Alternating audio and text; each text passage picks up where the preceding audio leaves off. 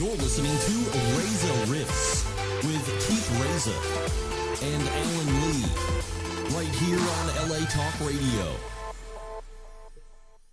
Well, Alan, now what do you do, Alan?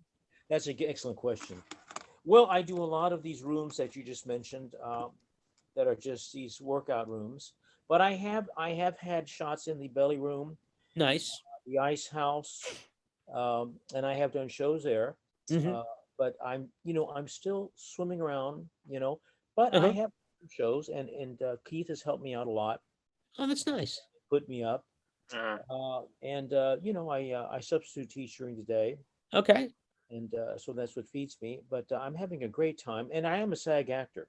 Good for you, brother. I was going to ask. He had to brag about that because I'm not. SAG. I'm in the club too. Yes. The very overpriced video club that we all belong to. That once a year we get if we pay on time, we get all those awesome screeners that now are on Netflix for It's funny when the the movies you've done, they harken to a nostalgic television period. You've got the Coco, Beverly Hillbillies, Little Rascals. Yeah. And I found it interesting to ask you, since you know the shows, when they're doing the remake and you're in it, it's interesting to me how you would process that. I mean, you go on, you do perform. It's not like, oh my God, we're doing the. I didn't mean it that way. I'm just saying it's funny that to do nostalgia is a tough thing, in my opinion. When you bring yourself to that, and then and you don't know, they rewrite it. Anyway, this is a weird question. You can just say, what the fuck are you talking No. about? I think I wish here's the truth of it. Little Rascals, I played Spanky's dad, which never existed in the actual show, I don't think. Yeah. Okay. Yeah. So there was no mantle to hold up. But this is an interesting story. I had done the Beverly Hillbillies, and Fat Elmer was actually originally played by Roy Clark. Whoa.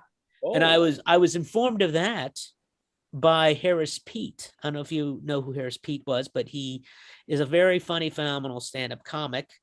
Also was like the practice goalie for the Kings. Oh, wow. And also he would work the door at the Comedy Store. Okay. But he's a phenomenal stand-up comic. And I told him, hey, I just booked the Beverly Hillbillies. He goes, what part, Fat Elmer? And then that day, Mike Binder happened, and he's real close to Mike Binder. So I love Mike Binder. Amazing. He introduced me to Mike. It was very, very cool. So luckily, I was like, Roy Clark was such a recurring character. He was like such an ancillary character, was like a big thing. Now, when after the Beverly Hillbillies, when I was doing ADR on it, post-production sound, for those out there, the director was awesome, Penelope, and she goes, hey, I had heard rumors she was doing a Little Rascals movie. At that point, I didn't know it was going to be like kind of what they did with the Beverly Hillbillies, or was it going to be like a biopic You're right. about the Little Rascals? Interesting. So The Little Rascals was actually a very funny movie, and I don't think a lot of people got that. Oh, well, it's a great kids movie. Here's the thing: is that I was in a lot of there's people your age that like the movies I did, because that's right when everyone had a VCR and a DVD player. Yeah. So they watched those things over and over again. Mm-hmm. And this is the story with the Little Rascals. When I was doing post on Beverly Hillbillies, she goes, how old are you? Because, I'm doing this movie called The Little Rascals. And I was like, okay, it must be about, and I was like, I'm 21. I think you might be too young to play Spanky's dad. I go, I'm 27. No, 30. I might've been 30 at the time. I'm 30. She goes, well, you still look young. So then cut to when they're making the movie, Whoopi Goldberg is now on, Whoopi Goldberg's attached. Donald fucking Trump is, all these people are on it. So John Candy was supposed to play Spanky's dad, and then he passed away. So I got the phone call, hey, what are you doing tomorrow? So we got some good news. John Candy just died. Whoops. And then Farley. So You're next, Eric. No, I know it. Well, Oh, not like killed my that, career but by like you're I on killed my the career by losing the Spanky's weight. deck. So, God bless you, Patton Oswalt. So when I got Bilko was the only role that I had there was a mantle. Bilko, that's a classic. That was yes. And well, I remember the table read. Go ahead. Go ahead. No, there are people who don't even know who Bilko is. Oh, the Phil Silver show. He was one that, matter of fact, I remember we were That's watching. what I meant. That's historical. Andy, go on. Well, here's what's insane. That sitcom impacted everything that followed it. Like when you watch, you go, "Oh, this is kind of hack." Oh no, it's not hack because they were the first one to do that joke. That's right. You know. So I played a character called Private Doberman, which was a legendary character, and I remember right before the table read, I'm hanging out with Max Casella and Pamela Siegel Adelar and John Ortiz. Let me pick those names up. We're all sitting around shooting the fat. And Phil Silver's daughter is actually cast. She played Jenny Piccolo in Happy Days. Wow. She was the Jenny Piccolo character. So she's there, and she looks at me and she goes, "You know you're playing a legend, right?" And I was like, "Oh shit!" And all I could think of process was, she probably sat on this guy's lap, like there's like, and also there's got to be a lot of feelings with her because her dad was a legend, a lot of, one of the greats. And then we do the table read. There's Steve fucking Martin, Dan Aykroyd, all there. And, when they're going around the room introducing, and I go, Eric Edwards, Doberman. Steve looks, peeks up and looks. And then I crush the table read. Yeah. Steve Martin comes right up after we're done, walks up. "Hi, Steve. Nice to meet you." I'm like, and here's my card. Yes, here's my card. You've officially met me. But of course, after the table read, Phil's daughter said I was good. So I was like, phew. Nice. Yes, but it was. He was really the guy that played the original Doberman was really. He was that guy. Like he was this weird guy. So I did something kind of my own kind of thing. Yeah. And it was cool. I mean, like I was the guy. It was very funny because I stole a lot of scenes in that movie. And I remember during one of the rehearsals, the push-up scenes was one of the best ones. One of my favorites because I actually had to do real push-ups to do those. And I was like, God, it was really, dude, I beat the crap out of my fucking body in that that movie because I like the horse wouldn't pull me, so I had to like drag myself on my own heels, and I was not, as you could tell from the shape I was in. I lost a lot of money on the horse though. You should have, because I was going to win, my friend.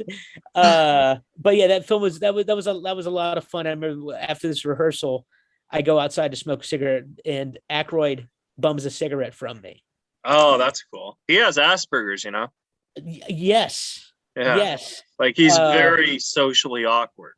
Yeah, and it's interesting because I'm socially awkward, but I've never been diagnosed. So, but I just was starstruck. I mean, look, dude, it's like I'm from Kansas. I grew up watching these guys. Every comedy hero was. I mean, Phil Hartman was in it too. Thank God. Yeah. Because luckily, all my friends, the only person they kind of wanted to meet was Phil Hartman, and he's the easiest. Like Steve Martin's very quiet. Yeah. Which is terrible for me to be around because I will just, as you can tell, I will talk like a motherfucker. Right. And if you don't have anything to say with me, it could, I make Chris Farley from the Chris Farley Show look like a brilliant, intelligent intellect. And Steve's a very quiet, smart guy. So a lot of awkward moments. But Phil Hartman, all you had to do is say, "Hey, Phil, how you doing?" An hour and a half later, he's, he just likes, and he was fucking really cool, man. That was I get sad thinking like that was way too fucking short, dude. Oh yeah. And just what a fucking awesome dude he was. Just that's another thing. Just when things are cut short, you're like, God, what could have, it would have been kind of cool what he would have been doing. Like, I mean, Norm was a big, was insanely sad, but like, you think of like, what would Greg Giraldo be doing now?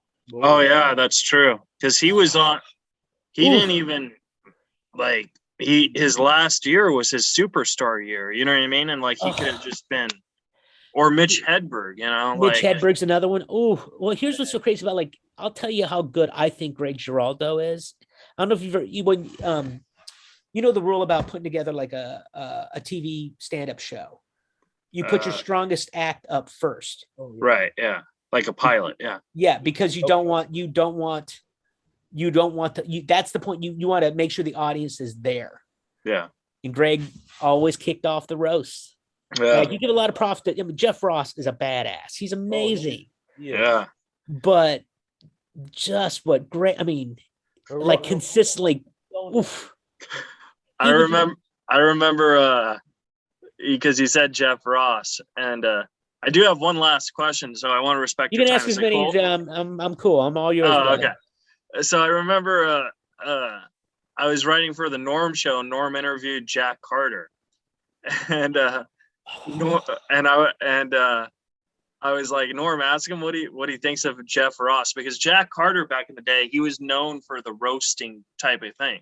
So Norm was like, so Jack, what do you think of Jeff Ross? And Jeff Ross on camera, I mean, not Jack Carter on camera says, yeah, he's a punk.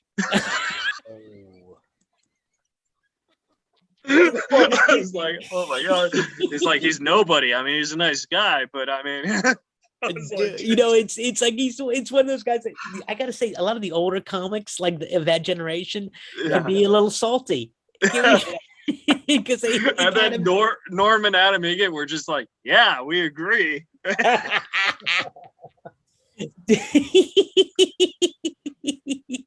I don't think Jeff Ross ever saw the episode, but like Norm wouldn't care, but I think Adam would care, because you know Adam was at the time was the Comedy Store guy.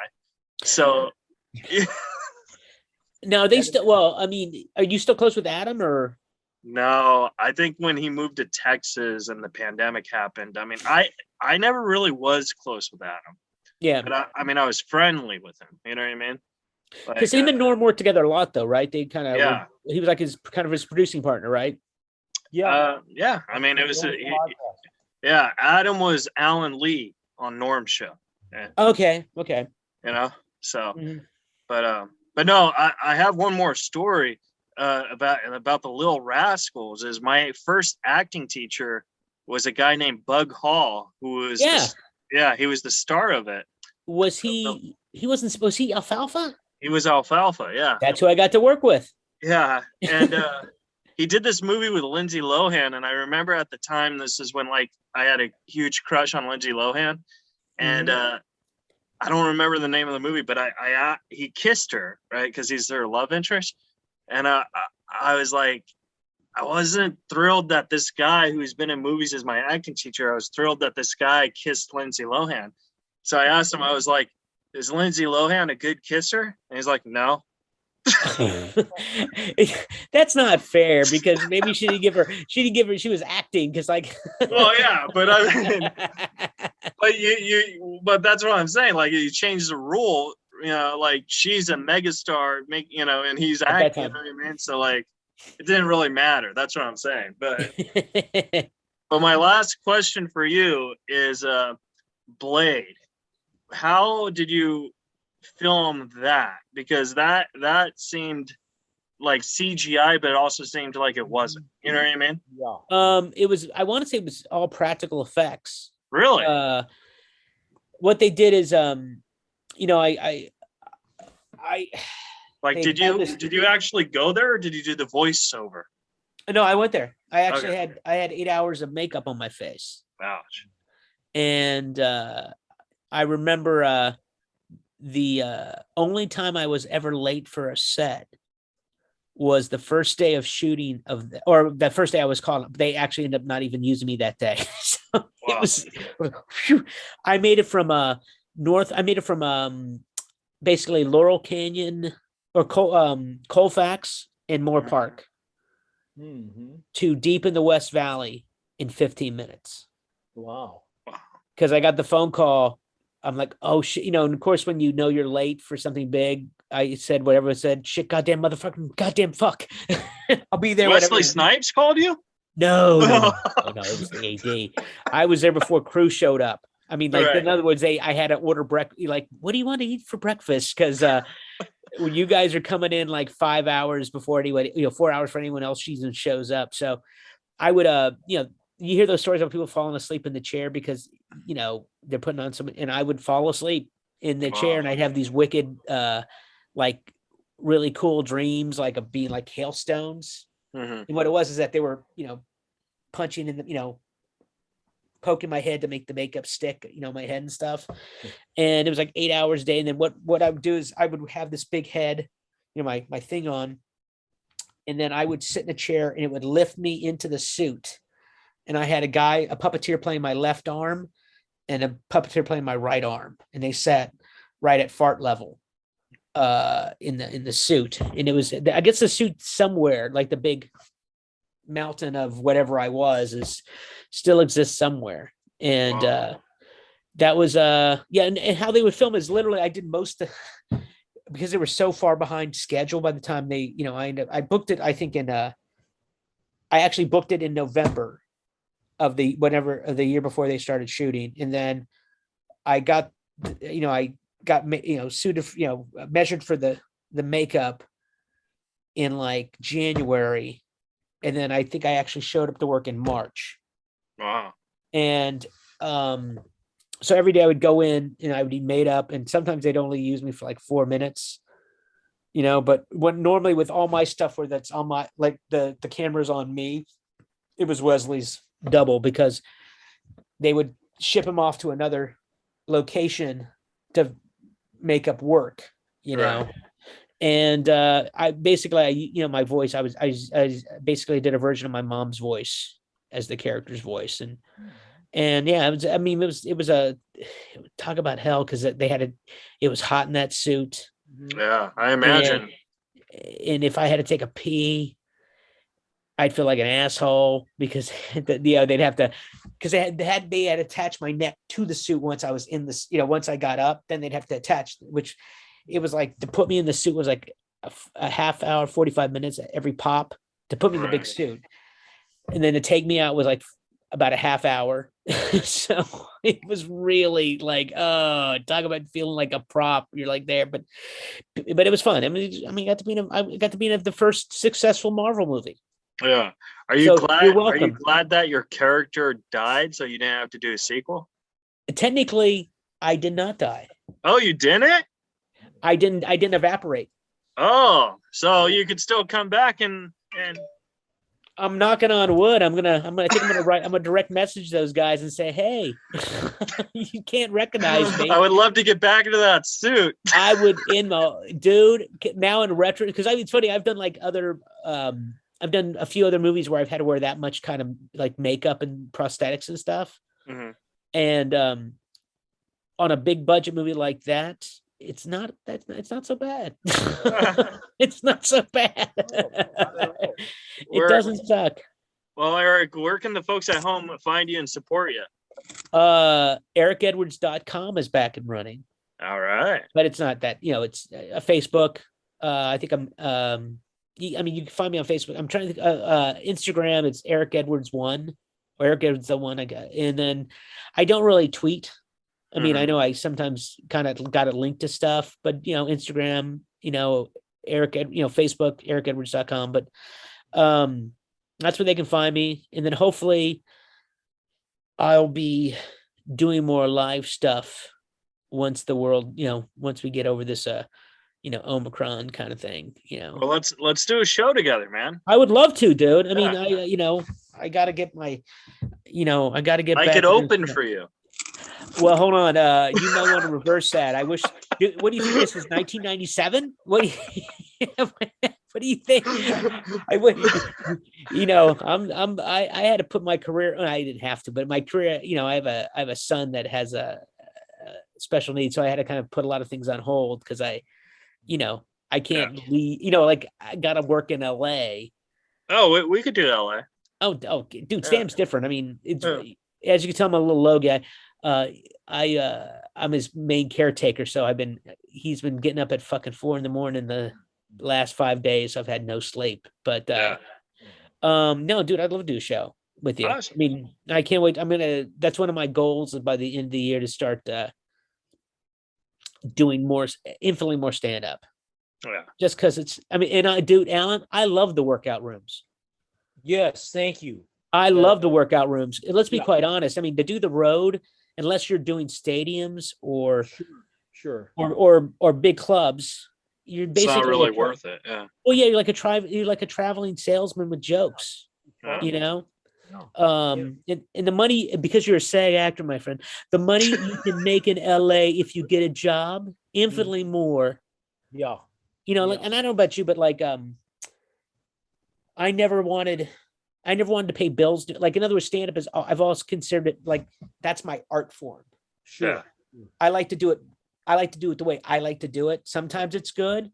Sometimes it's not so good, you know, but like acting is where I I don't care, you know, as long as I'm not, you know, as long as I'm, you know, if you're paying me the right price, I will do almost anything in front of the camera, you know.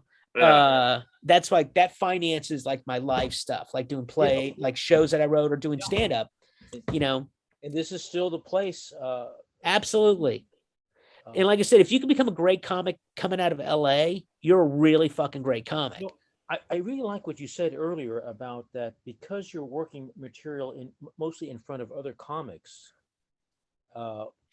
percentage wise, that's a tough that's a tough blade to hone.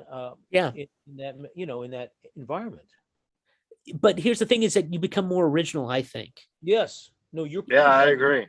Absolutely. And you also, you get this spidey sense of when you know a joke's going to work in front of a real crowd. Like it might not be your traditional set, That's right. you know, but you go, I got this new thing that I know is going to work Right. because I've gotten enough chuckles or enough response That's right. from comics that I just know it's good. You get like a better spidey sense. And if it doesn't work, Jiminy Cricket pops up and says, "Told you." You you always do your A material, always. How dare you?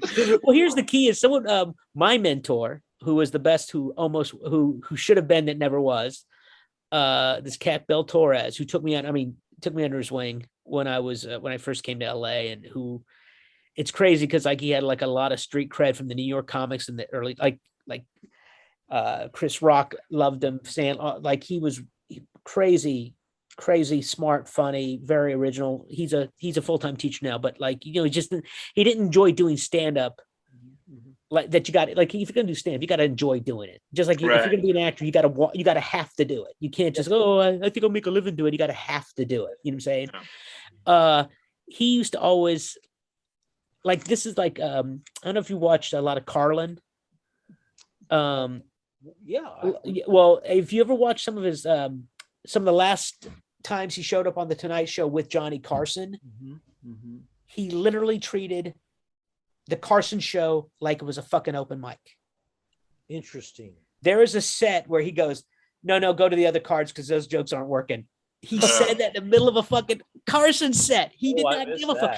And that's what, like, Norm treated like, like he started to treat it like it was a fucking workout room. That's how fucking awesome. Go ahead. Even on Conan, I get what you're saying.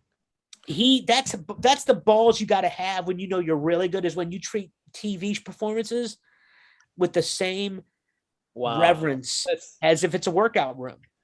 I have like this weird thing about Johnny Carson because like everyone loves him and everyone, like, you know, wanted to get that thumbs up. But ever since I worked with a certain comic on tour, I kind of like lost 100% respect for him. And like, I have a joke that I say in my act. I was like, yeah, I lost my respect for Johnny Carson ever since he gave Barry Sobel a thumbs up. Oh, I like Barry. So, you know, it's just, all right, whatever. You know what I mean? Like, so. Well, you know, it's so weird because I got my mother-in-law. Carson was very lucky because he was the only game in town at the time. Yeah. You And then know? Arsenio kind of took him down.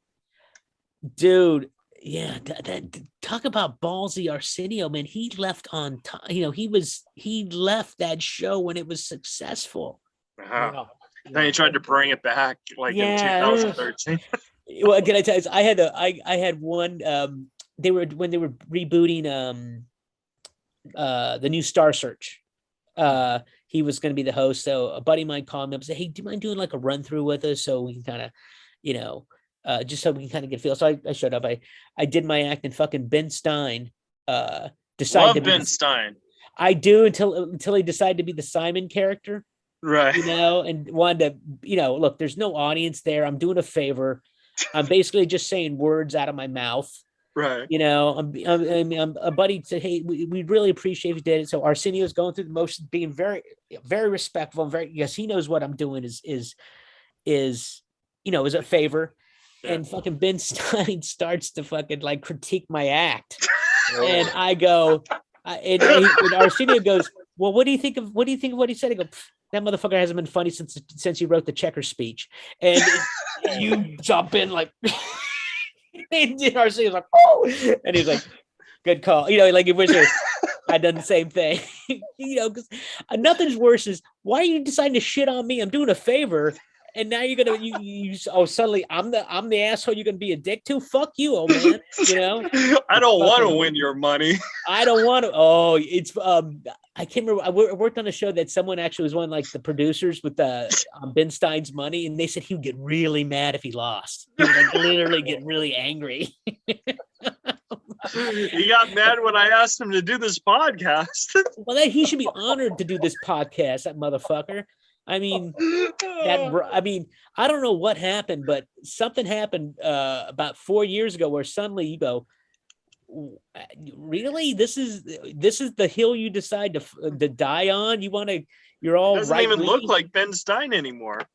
Oh, but he was famous. I mean, well, we can all blame John Hughes for his fame because he made him with there's an interview about Nixon. There's a documentary about Nixon where like Ben Stein is in tears about how great Nixon was. I'm like, he was a fucking scumbag, right? Did you? The only good thing about Nixon was John Cusack played him. Dude, and how fucking man, I wish I knew him. I would say, dude, you gotta do Keith's podcast. It's really fun. I interviewed his sister, but I chickened out asking her to hook me up. You did the smart thing. You did the smart thing. That's really, was it Joan or the other sister? It was Ann. And his brother also acts as well, right? Yeah, I'm gonna try and hit him up next. But I hear he's really nice. A buddy of mine I think produced a play with him and said he was just a classy. They're fucking nice. They're nice people. Although he is John fucking Cusack, and I mean that in the best way. I mean, I'll get him. If you do enough of his family, they'll go. Come on. Yeah, I did his podcast. No, I'll definitely get him. I just it's one of those things where I know in my heart I will. I just don't know when. You know what I mean? Are you going to go after Matthew Modine soon? Oh yeah, I've been trying to get him too. Dude, I don't know if you ever watched a little movie called Vision Quest. No, you gotta watch. Fluke, though. What? I saw Fluke though. Well, Fluke is. I mean, he's great, but like his early work, like Birdie, and everyone, of course, see Full Metal Jacket. But watch this movie called Vision Quest. He's fucking so good, and it's about a high school wrestler. Oh, and it's got all these great. He's the star, and it's got all these like Ronnie Cox and all these great character actors are filling in the background. And I remember when Siskel and Ebert reviewed it, they wanted to not like it. Yeah. Because it's kind of like Karate Kid, Rocky, kind of the underdog thing, and they said, but it's so well executed, and it's so good, like everyone knocks it out of the park, and fucking Matthew Modine is so good in that movie. That's my last question since you brought that up, if I can. Have you ever seen a movie so bad that it was good? No. Really? I'm sure I've been in a few, but unfortunately, I'm not that guy that I know, like camp, like people that like it's kind of campy. Yeah. I'm not that guy that has that taste for that. I mean, I don't know. I'm not that guy. I mean, I know I've liked movies that other people don't like, you Right. know, or I like movies that I go, oh, you know what? If they would have had money, this could have been really good. You know what I'm saying? Like, where you can Yeah. appreciate something in it, especially now, being in a few and having friends that are, film, like there's this movie I did called Koreatown. I did for a friend of mine. This kid, Mike Callio, I think he's about ready to pop. He made a really good horror film that's getting some really good buzz called The Scout. It's really, really good. That dude can make a movie. I mean, make a really good movie on no money.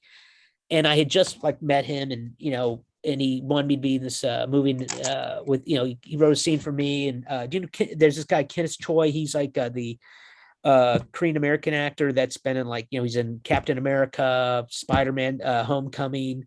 He played Judge Ito in the OJ crime story. That they did the big one. He's in the scene, and this kid, like basically every good actor that he had met after starting to make this movie, he was able to convince to be in this scene.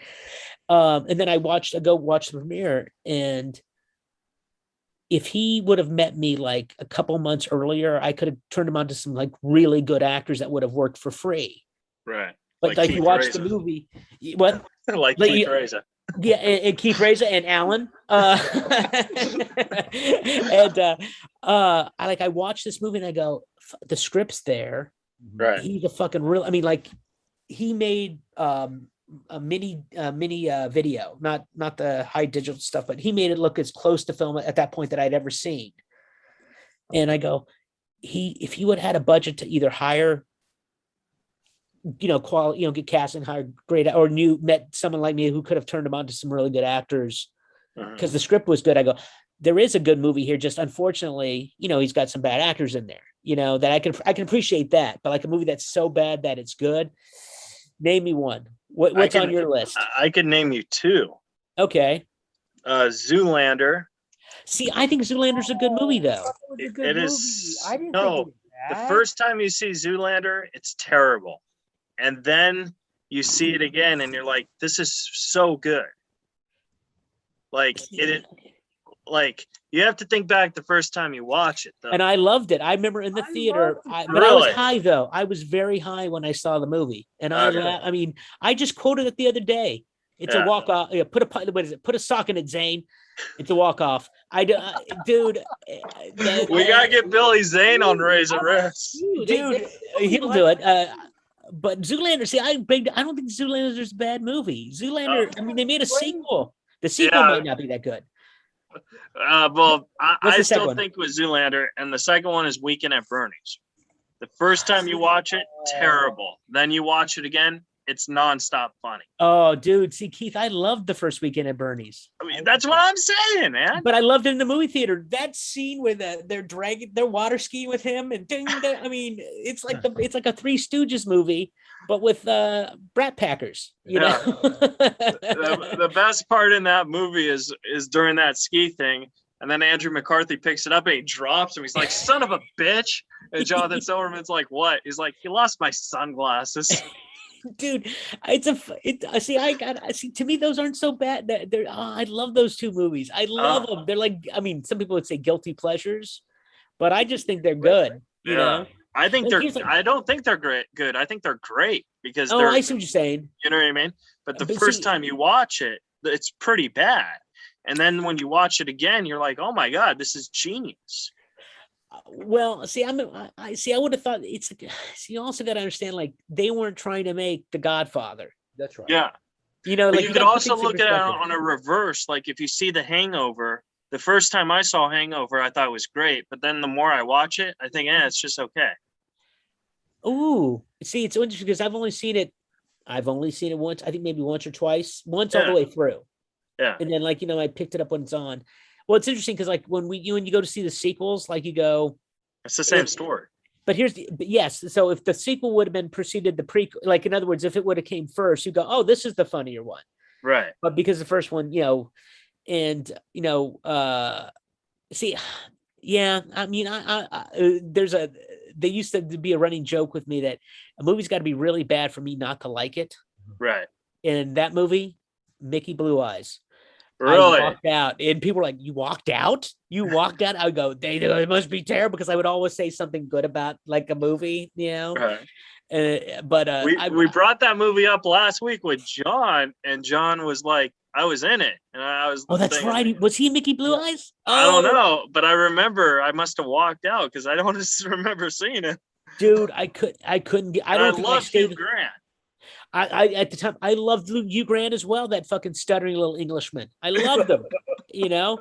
But I walked out of that movie. But he's Yeah. redeemed himself since. Yeah, Love Actually. especially with the prostitutes and That that's so funny. He got like a standing ovation. I used to mention going to see a prostitute. It would be like silence for like 15 seconds till I explained, like, hey, if that look, I am definitely in need of a person that be in need of a prostitute. Hugh Grant. it helped his career. Absolutely. Me, I'm like shunned. Shame on them. I went to a legal brothel too in Nevada. I was being a good consumer. My shit was taxed. And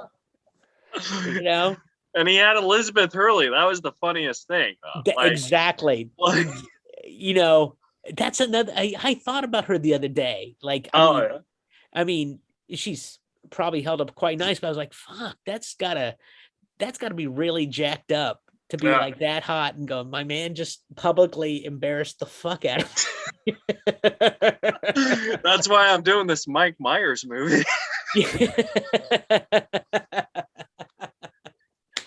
Oh man.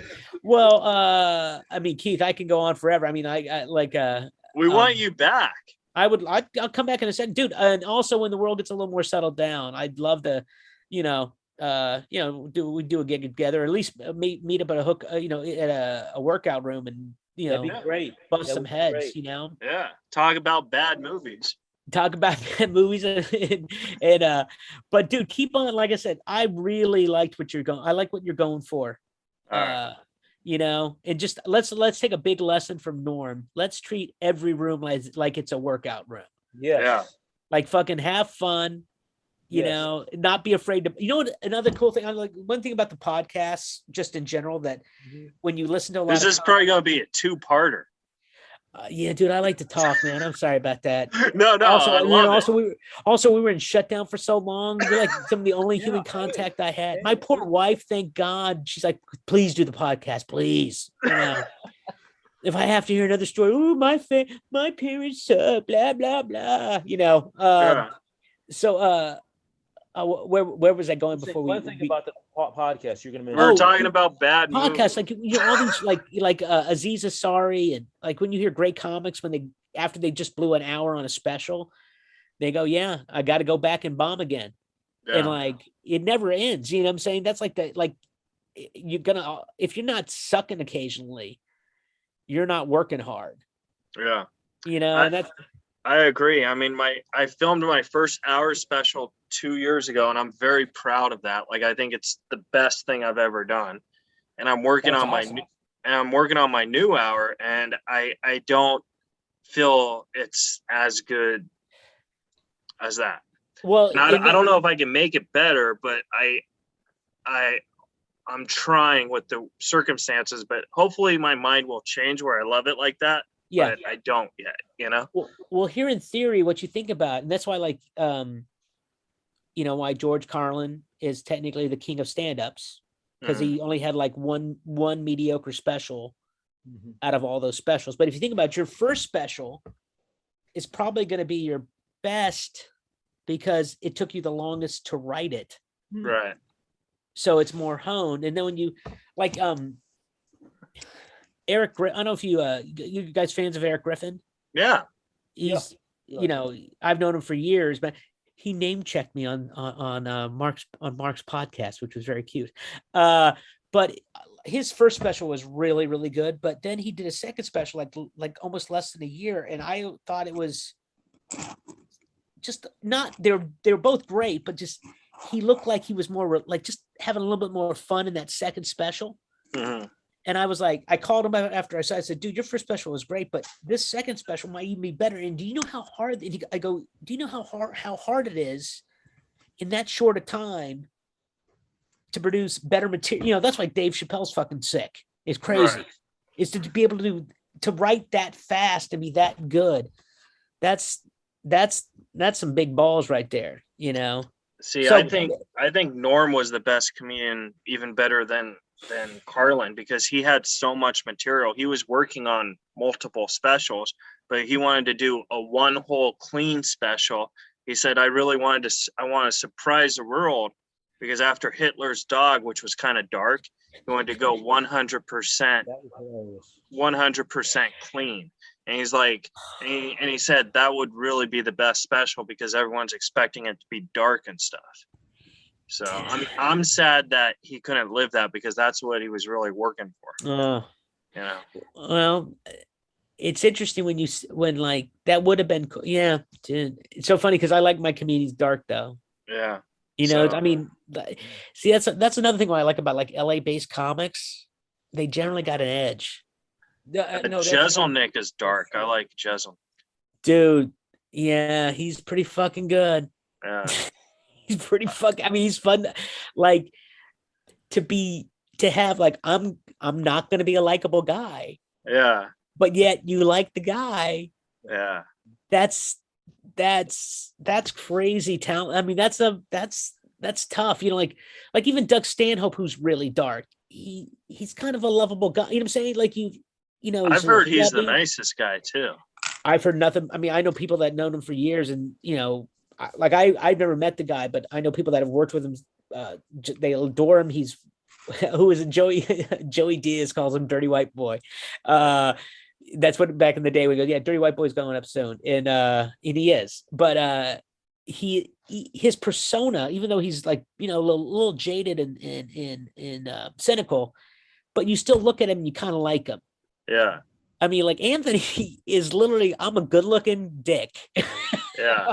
And now I'm gonna say some really fucked up shit, but you're gonna still laugh. Well, see, with my Asperger's, I'm very good at like writing for comics who I know, and I don't know Anthony. I've only met him once, but I wrote with Norm every single day for 8 years. Really? So like, yeah. So like, I've written jokes for Anthony Jeselnik, which I'm too scared to say because I don't want to like get in trouble or whatever. But I know they're perfect for Anthony Jeselnik. You know what I mean? Well, one day you will meet him and say, I got some jokes, and he'll probably say, I did meet him, and I tried to throw it to him, but like I chickened out, you know. Dude, you know what? Have you kept a journal about, like, I mean, nothing for nothing, but that's a pretty cool, great friendship you got with. I mean, that's a love story right there. I mean, in the best of ways. Is with that Anthony Jeselnik? No, you and Norm. That's such a really cool story. I mean, you know, whether you want to tell her or not, but that's pretty fucking sweet. You know, that's no wonder why it's interesting, because I know it's still a little heavy on your heart, and it should be. It's easier to talk about. Like, it helps me get over it, because like it just reminds me of the good. You gotta keep in mind, it wasn't all fucking roses. It's a real love story. You know what I mean?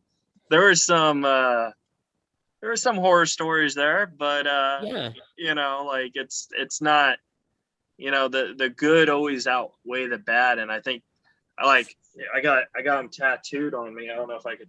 It's like right here. Nice. I'll show you a picture, but it's like a microphone that says "Old Chunk of Coal," because that's what he always was, you know.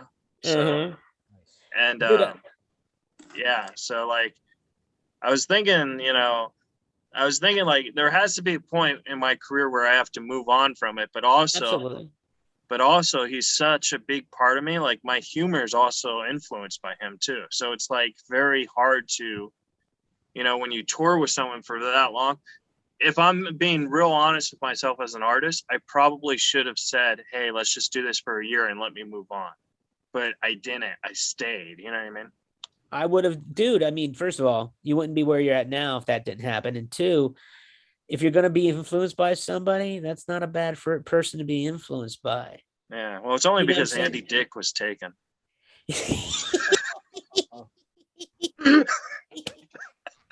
And everyone has an Andy Dick story. What's your Andy Dick story?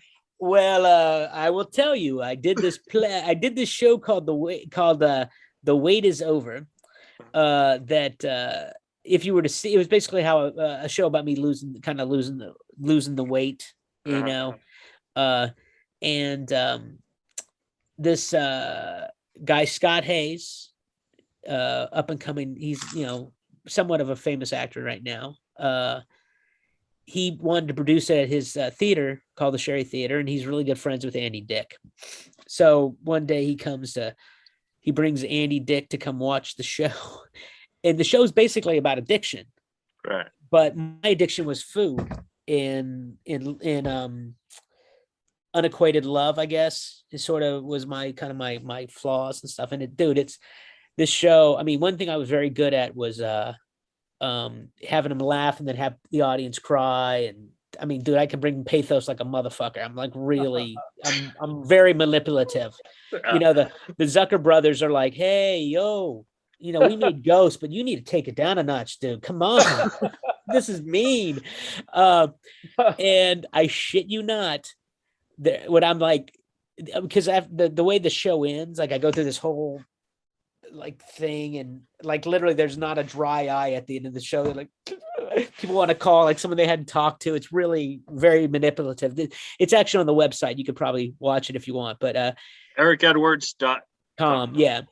And he it hit him because I talk about Chris Farley a little bit, and Phil Hartman. And then also there's a picture, there's a video clip that I think Phil Hartman's in it, in the video clip, of some of the work I did. And literally it said Annie, I think he walked out and went to a bar next door and got drunk and came back. Yeah. He got hammered because it was real emotional. And I think he was in recovery at the time. Wow. And, I do know he was very close with Phil, and he got accused of killing him or whatever because he gave his wife supposedly he might have given what's her name some of the coke or whatever. I don't know. Yeah. I don't know. I know that John Levitt's I think punched him out or something like that. Yeah. But my dealings with Andy Dick was, he was gave me his number. We were maybe texting a couple times, but then of course he forgot about me 3 years later. Yeah. But like I said, he could have easily been drunk after my show. But I have him on tape saying how it was such a great show. He's like, I'm crying. He was crying in the I used to, after my show, I'd have someone with a camera going, "What'd you think of the show?" And people would be saying, "Oh, it's amazing," and all this, and they would be quoting stuff from the show, and it's pretty manipulative.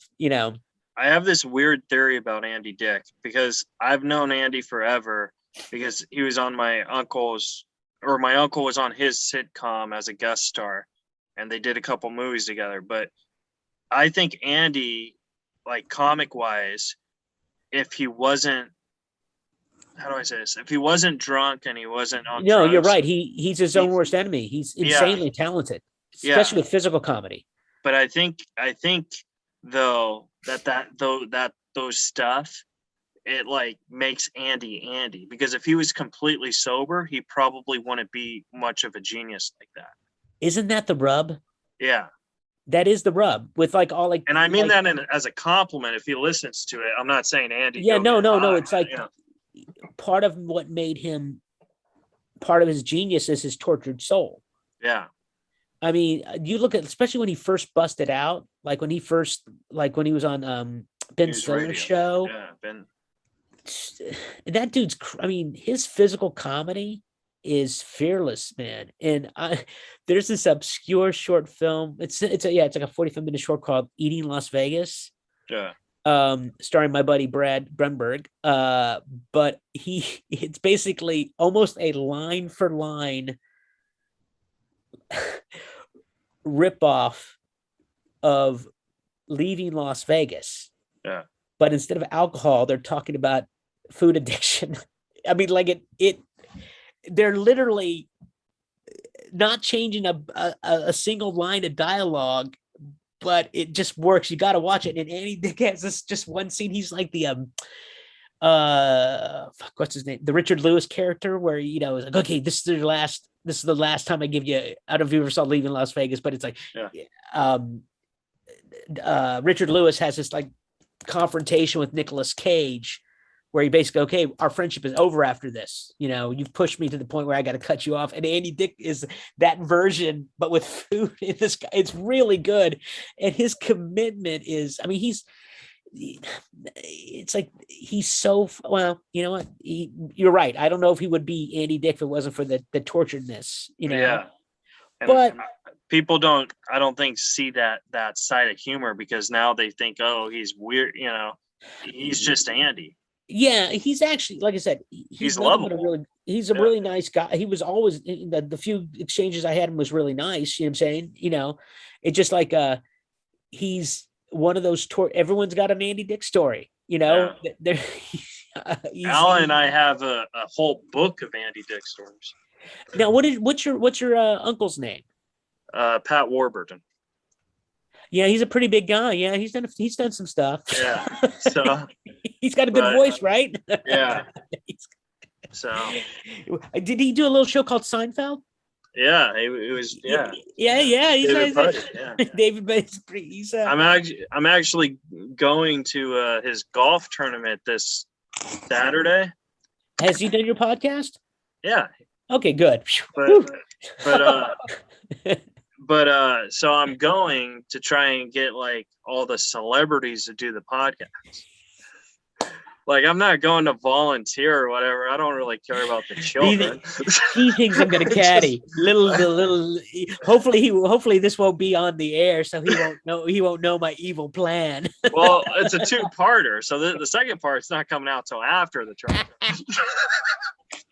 Oh, dude, I could just see you're like, but dude, you're like, how can someone say no to you, dude? I don't know if you read his. People say no to me all the time, but I know I could tell from your Facebook posts. But I still like, you know what it is I think. Okay, here's what I think, and like, I know we gotta wrap this up, but like, say this is not like a talk show where there's money involved. And everyone and their mother has a podcast, so they get all these requests, right? Yes. However, I don't think they do get all these requests like they say they do. I think that it's like baseball. It's a batting average. You could, if you nail 20% of the emails and you get a yes, you're considered great. Yeah, absolutely. You know what I mean? Absolutely. So I get rejected 80% of the time, but I keep on hitting. But dude, you've had some big. You've had really big comics on here. Yeah, like Eric Edwards and John DeResta. Yeah. Have you had Dante on yet? Yeah, I did. Yeah, but that's what I'm saying. Where like I even in my humor, like, not to be a dick, but I have severe confidence. Like, I feel so confident that I could follow anybody. I could follow Chappelle. I feel that's the mindset, dude. That honestly, will it be good? I don't know, but I truly feel my podcast, even Alan's podcast, I feel if they say no, we're actually rejecting them. Oh, I like that. Dude, talk about flipping the, as they say, the kids say, flipping the script. Is that what they say? Or so flipping the paradigm? When Nick Cage hits me up, I think I'll say, you had your chance 4 years ago, pal, but you said no. And you were like, what are you talking about? We could squeeze it in on Wednesday. I'm sure Eric Roberts would do your podcast. Yeah, we got to get Eric Roberts. Do you know Eric Roberts? No, but I hear he's like, and I say this in the best of ways. His whole, at least that's what he said on like Celebrity, Rehab and shit, is that he just wants to be busy. If he's busy, he doesn't do bad things. No, that's good to hear. And like, he literally will do any film for cue cards and being fed. And not, he's not a, if you don't think he's still fucking Eric Roberts, you haven't been watching Righteous Gemstones. Right. Because he's still fucking Eric Roberts. He is a legend. He's I think pound for pound, one of the best actors that still exist and will do. I mean, there's a good shot. He'll do it. Just say, we'll Uber you, we'll Uber eat you some food from wherever you want to be at. But I would love to You talk could to you do it about on that. Zoom. We would love to hear your Andy Dick stories. I'm sure he's got one. Oh, he's but, got 1,000 of them, maybe. did you see this movie called Guide to Recognizing Your Saints? No. It's the director ended up like doing like some crazy like big films, but it was a small film. It was like an indie it was like a Shia LaBeouf. It was Shia LaBeouf, Channing Tatum, Robert Downey Jr. was in it, but Eric Roberts steals the entire movie, and he is only on camera for like 35 seconds. Wow. I mean, you're like, oh fuck, that's right. You are. I mean, you were nominated for an Oscar like your second film. Yeah. And and then yeah, I mean, like I said, I wish I knew him. I would say how to do this guy, but I mean, I wish you knew John Cusack instead. I wish I knew John Cusack. I would be like, Eric, you're cool and all, but dude, no, look, he's like I said, he's John fucking Cusack. You know that my stand-up special is actually dedicated. No, it's fuck. I don't know where. I was gonna show you a picture, but I'll send it to you on Facebook. But it's like me holding the stereo. Okay. But it's in the Lion King because I talk about the Lion King a lot. I think you'll dig it. I gotta watch. I'll try to watch your special this week, just because. Well, you're a nice kid and you're fun. You know? Well, I mean, I just want to show you the album picture. I think you'll like it. So, where'd you tape that at? The Rec Room in Huntington Beach. That's like your regular kind of gig, right? That's my only gig. They're the only club who thinks I'm funny. Well, at least you got one. Yeah. Until John Lovitz comes, then my spot will be taken. Right? Son of a bitch. Have you seen him do stand up lately? How's his stand up game? Because I mean, he was an amazing sketch comic. Oh well, his stand up gang is pretty close to terrible. But I know. I mean, like, look, stand up. Look, everyone Alan and I have a it. weird John Lovitz story. You want to hear it? Yeah. It's a turn. We're in for a penny in for a pound. I've already I can't go to acting class at this point, so let's go. Well, we have 5 minutes to kill for part 2. So I did no, it's actually awesome because I don't have a guest next week. So I headlined this comedy club in Temecula on a Thursday, and Lovitz was there on a Wednesday, and I guess he forgot his wallet, right? Okay. So the comedy owner says, hey, I know you're a big Lovitz fan, because at the time I was. He's like, would you like to return his wallet to where he lives and maybe ask him to do a podcast? And I was like, oh, first of all, if you look at the story now, that comedy club owner should get fucking thrown in jail. You know what I mean? Because I could be like a stalker. Well, yeah. I mean, if he knew what I'm doing to John Cusack, so I'm like, yes, I would love to. So Alan and I drive all the way to the Beverly Hills Hotel because that's where he lives. Oh, wow. Yeah. And he has like, Alan, I don't remember how much money was in it. Like 5,000, 10,000. It was a lot of money. It was a big sum. It might have been 5,000. So, and there's like, I've never seen a Grover Cleveland on a dollar bill. You know what I mean?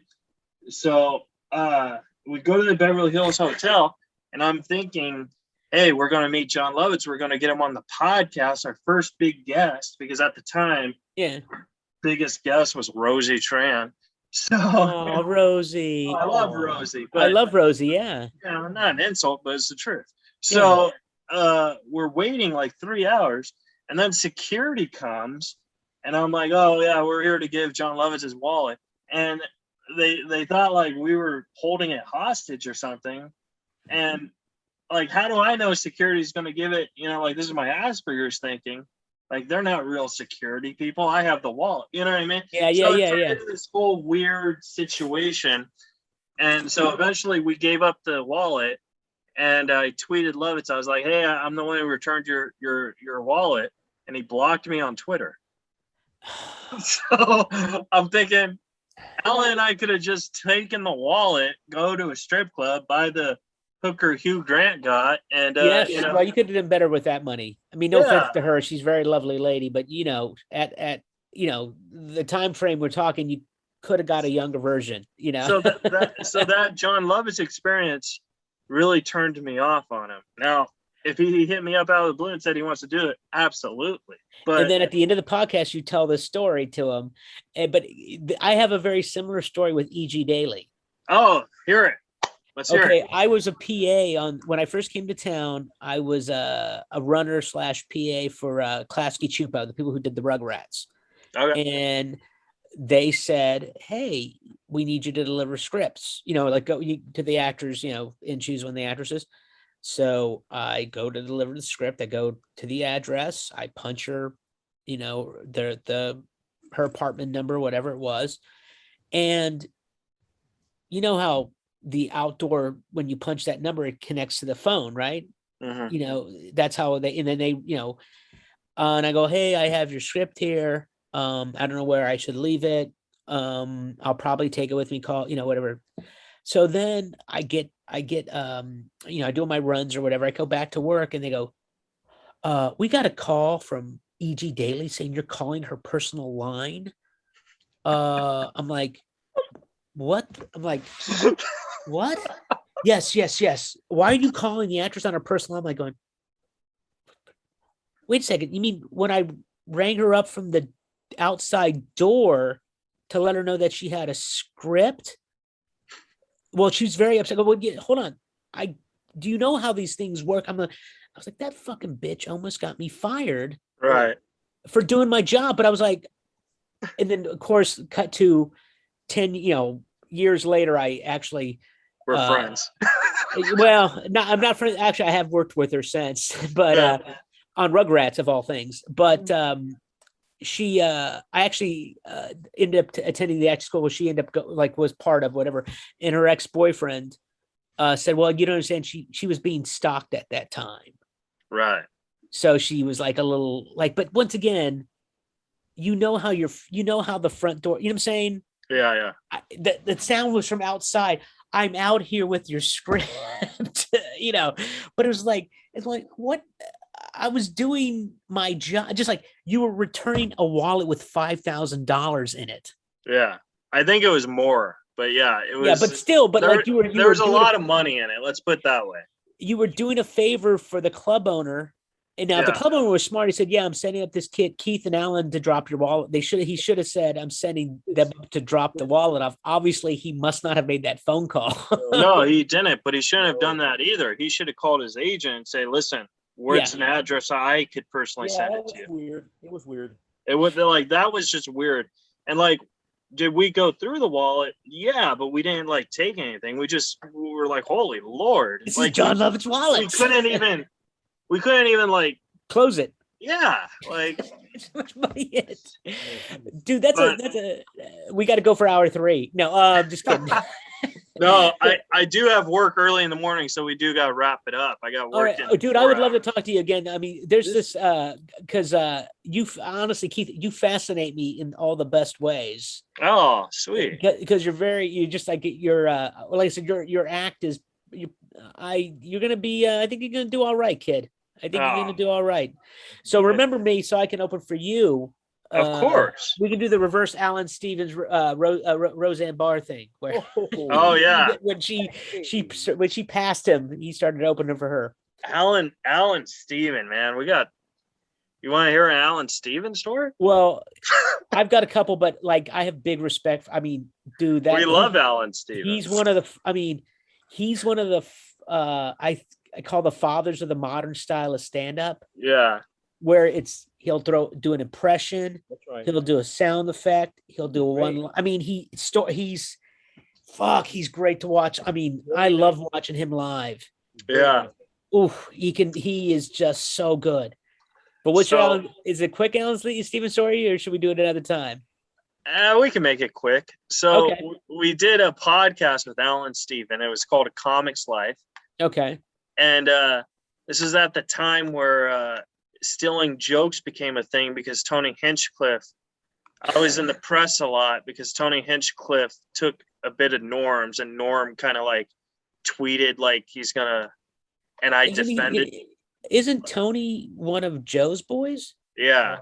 So like that doesn't was Joe have a problem with people stealing jokes? Yeah, but Joe didn't defend Norm on this. He chose Tony, and Norm's my boy. So like, and I have had a personal issue with Tony at the time. So like, we do this podcast, and Alan Stevens is the guest, and Alan tells a story about joke thieves and stuff, and he says like that a guy, I don't remember who stole his joke, but a guy came in with a gun and said, "Listen, if you steal my gun and want my joke one more time, I'm going to shoot you." And then Alan said, "Well, then the joke wouldn't be funny."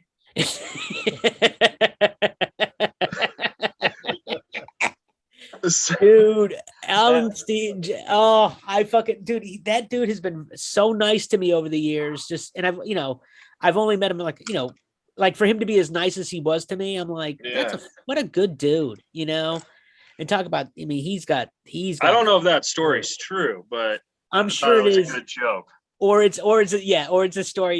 Yeah, it's probably a good joke. The best is when he told the story about like when Mitzi went up to fire Paulie from Vegas, and he goes, "Why's my mom walking up so angry?"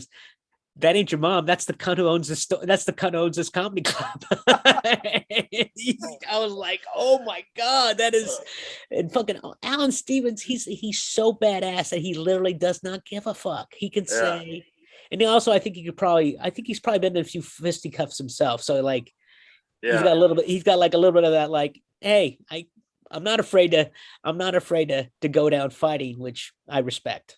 Well, he also has Roseanne Barr in him too, because he's so close with her. You know what I mean? So he's always been the man behind the person. Like he was real tight with Sam, and then with Roseanne. I mean, and I think a lot of it, like I think Roseanne used to actually open for him, and then they switched. Then she became Roseanne, and like he's one of those few guys that like he would go into the Improv and Bud would hug him, and then he would go into the Comedy Store and Mitzi would hug. And this is back when they were kind of feuding the store in the Improv. And he's just. And then Mitzi said, "You smell like Bud." You smell like the Improv. Well, Eric, I love you very much. This was great me too, talking dude. with It's been you, a man. blast. And we'll do it again in a couple months, man. Absolutely. And Alan, nice meeting you, my friend. Great meeting you, and I can't wait to go into one of those rooms and just do my utter best. There you go. All right, man. Keith, take care, brother. All right. All right. Bye, Eric. Bye-bye. You're listening to Reza Riffs with Keith Reza and Alan Lee, right here on LA Talk Radio.